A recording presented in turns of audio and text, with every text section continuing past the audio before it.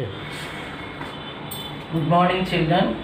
Today we are going to start the new topic in chemistry, that is what chemical bonding. Chemical bonding. See, in the universe, any element if you take, they used to strive for getting the stability. See, if you take this pen, if it is above the ground level, it is having more energy and less stability. If I just leave it, then it is, when it reaches to the ground, it is having less energy and more stability. So even the elements also, they are striving for getting the stability. Now let us learn about what is meant by chemical bonding. Electrostatic force of attraction. Electrostatic force of attraction or electrostatic force which binds two atoms of same element or different elements. Same element means if you take two hydrogen atoms, when they combine to form hydrogen gas. When two chlorine atoms, when they combine to form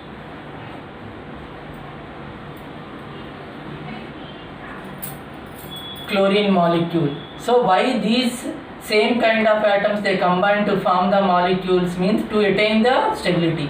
And here another example is when hydrogen combines with chlorine, then also after chemical bond is formed between hydrogen element and chlorine element, hydrogen chloride is formed. So here different kind of atoms they combine with each other to form the new molecule. Here this is having more stability than these two. That is what here in the definition, electrostatic force of attraction which binds two atoms of same kind or different in order to acquire stability. In order to acquire stability. Acquire means to gain stability. Here a chemical bond is taken between always two atoms. Always in between two atoms. Now let us take, this is atom A and this is atom B. In the atom A, we are able to find that nucleus which is having the positive charge. Normally it lies in the center and the electron which is there in the first shell. And for the second atom B, we are able to find the nucleus is here, positively charged nucleus, electron is there in the first orbit. Normally, this electron will be attracted by the nucleus of this atom. And this electron will be attracted by the nucleus of B atom. But here, when these two atoms, when they come close with each other, at certain distance R0, internuclear distance R0, there is a possibility of chemical bond. At that time, here let us see, not only this electron is attracted by this nucleus, the electron of another element, another atom also will be attracted by this nucleus. Atom A, electron will be attracted by atom B, nucleus, because both are having opposite charges. Now let us learn this in detail. See here, this is atom A and this is atom B. Electron of atom A and electron of atom B, what type of force will be there means that is repulsive force. Both are having the negative charges, so they repel with each other. That is what electrostatic force of repulsion will be working in between the electrons of two different atoms. Now in the second stage, let us take electron of A atom and nucleus of B atom. There is an electrostatic force of attraction. See, this electron will be well attracted by the nucleus of second atom. That is what electrostatic force of attraction is working out. In the third step, let us take nucleus of first atom and electron of second atom. So what type of charges they are having means opposite charges. One is having positive charge, other one is having negative charge. So their electrostatic force of attraction is working over. Next, let us take in the fourth step the nuclei of these two atoms. Atom A nucleus which is having positive charge, atom B nucleus also having positive charge. When they come close with each other, nuclei they repel with each other. That is what here electrostatic force of repulsion is working out. Electrostatic force of repulsion. Now let us see here between two atoms when the chemical bond possibility is maximum means electrostatic force of attractions are greater than electrostatic force of repulsions. Then atoms combine and they form the chemical bond. Two atoms they combine to form the chemical bond. When the chemical bond is formed, once again electrostatic force of attractions are greater. This is what the greater than electrostatic force of repulsions. In the other way, electrostatic force of attractions are less than electrostatic force of repulsions. Atoms they do not combine. There will be no chemical bond even. So here repulsive forces are greater than attractive forces. There will be no chemical bonding and atoms they will never combine. Next one here, electronic theory of valency by Cosell and Lewis.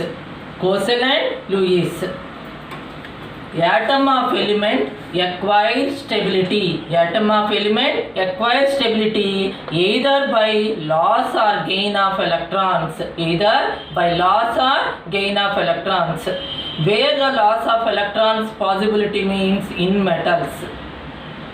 There is a possibility of loss of electrons. Here let us see here. Less number of valency electron. V means valency. Valency electrons are the electrons which are present in the outermost shell. Valency electrons, and they lose the electrons and they form the cation. Let us take one example. Sodium atom. Sodium atom. With 11 atomic mass number is 23. So here how many protons, how many electrons and how many neutrons means protons are 11, electrons also 11, but neutrons number is 23 minus 11 means 12. Always in the chemical bonding, only the valency electron they participate. So let me write the electronic configuration for sodium. 1s2, 2s2, 2p6, 3s1. So here in the K shell it is having 2 electrons and in the L shell it is having 8 electrons. In the M shell it is having 1 electron. So you can represent that sodium neutral atom is having 2, 8, 1. So it is having the capacity to lose the electron. Unless it lose this 1 electron, it will not be stable. It will not reach the octet theory. So that is what here, after losing 1 electron, sodium neutral atom becomes sodium positively charged ion and plus 1 electron. This positively charged ion, it is having only 2 and 8 electrons only. This 1 electron is just coming out. So this is more stable than this. This is neutral atom which is not that much stable, but sodium unit positive ion, it is more stable. This is what we are calling it as sodium cation. Why it is called as cation means it will be well attracted towards the cathode. Positively charged electron always attracted during electrolysis process the negatively charged electrode called cathode. That is what it is called as cation. So metals always they used to form the cations. Another example let us take. Sodium from first group and let us take magnesium from second group. And here 12 is the atomic number. If we write that electronic configuration 1s2, 2s2, 2p6, 3s2. So how many valency electrons are there means 2, 8, 2 valency electrons are 2. So its nature being a metal, its a tendency to lose the 2 electrons, and in the before shell it is having 8 electrons. That is what it is proving that octet theory. So here magnesium atom, if you take neutral atom, after losing 2 electrons it gains 2 units of positive charge plus 2 electrons. And this is more stable than this. Here it is having 2, 8, 2 electrons, but this is having only 2 and 8, 10 electrons only. So it is more stable than this. This is also called as cation. Mostly the metals, after losing the electrons, 1 or 2 or 3 electrons, and finally they form their respective cations. Now let us take how the anions will be formed. How the anions will be formed.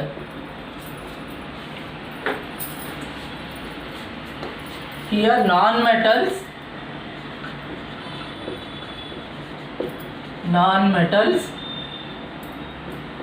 with more number of electrons,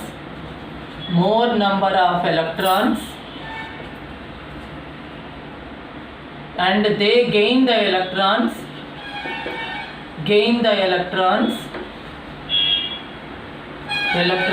and they form the anions. For that, let us take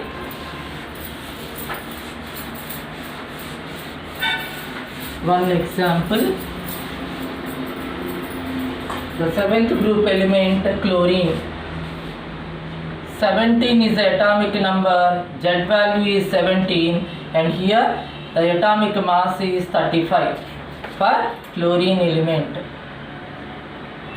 So here if you write that electronic configuration 1s2, 2s2, 2p6, 3s2, 3p5.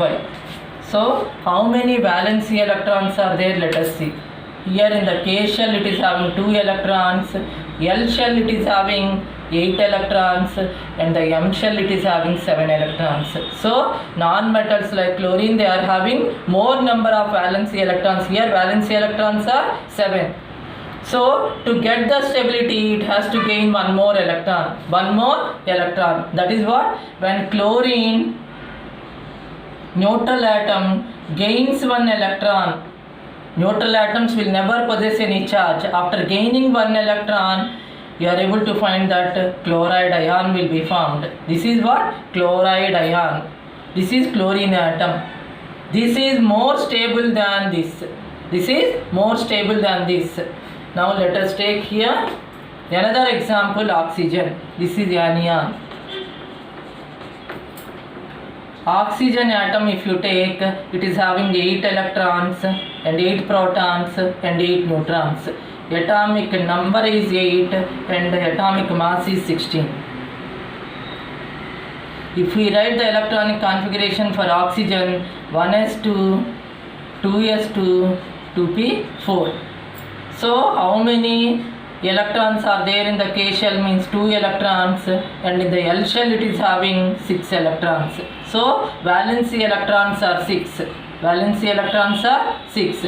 So to get the octet theory, to get more stability, it has to gain 2 more electrons. So that is what oxygen neutral atom, after gaining 2 electrons, it used to give that 2 units of negative charge. We are calling this one as anion. This anion is more stabler than the respective atom. This anion is more stabler than this respective atom.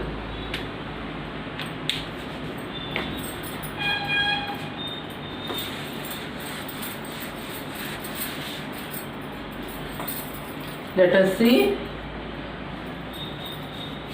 the extension of Posel and Lewis theory, which is applicable for the different groups here. Let us see that this is the first A group, the second element hydrogen, lithium after sodium, potassium, rubidium, cesium and francium. These are all called as alkali metals group. And the second A group, they are called as alkaline earth metals. Magnesium, calcium, strontium, barium, radium. Beryllium we did not take, second element we have taken. Next in the third A group, first element is boron. Next aluminium, gallium, indium, these are all there in the third group. And here fifth group, let us take nitrogen, phosphorus, arsenic, antimony, bismuth. These are all comes under nitrogen family.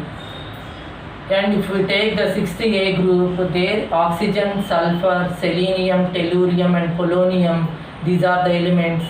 These are also called as chalcogens. Next, in the 7th A group, they are called as halogens, fluorine, chlorine, bromine, iodine, astatine. These are the elements in 7th group. And 8th A group, if you take neon, first element is helium because it is following the duplet theory. So second element onward, the rest of the element they are following the octet theory. So neon, argon, krypton, xenon, radon, these are also called as noble gases. Why they were called as noble gases means they are having the 8 electrons in the valency shell. They are not showing any interest in chemical bonding. Already they are attaining that octet theory, valency electronic configuration. That is what they will show very least interest towards the chemical bonding. So it is called a magic octet. Magic octet. Chemically these elements are inert. Inert means they are not showing interest towards chemical bonding. Here exceptional case is helium. The first element in the noble gases is helium. It is following the duplet theory having 2 electrons, but it is also a stable element. Now let us take first group, second group, third group elements. They are mostly the metals. Mostly they are metals. First group element they are having +1. +1 means after losing one extra electron to gain the stability, and it will form that unipositive ion. Next, second group element they are having 2 valency electrons. After losing the 2 electrons, they will get 2 units positive charge. And third group, boron aluminum family elements, they lose 3 electrons and they gain the 3 units positive charge. So loss of electrons, and finally they form their respective cations. They form their respective cations.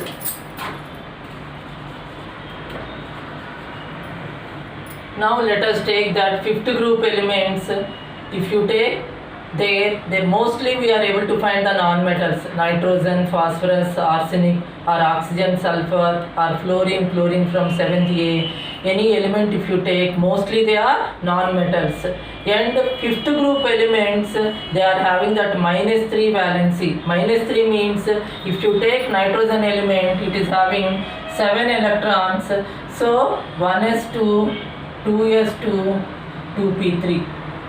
So valency electrons are 5 means to get the stability, to satisfy the octet theory, 3 more electrons are needed. That is what their valency, after gaining 3 electrons, they will get 3 units negative charge. And oxygen sulfur family, they are having, most of the element they are having the 6 valency electrons.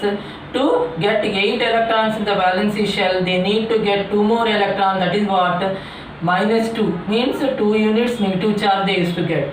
And if you take the 7th group elements, they are having 7 valency electrons.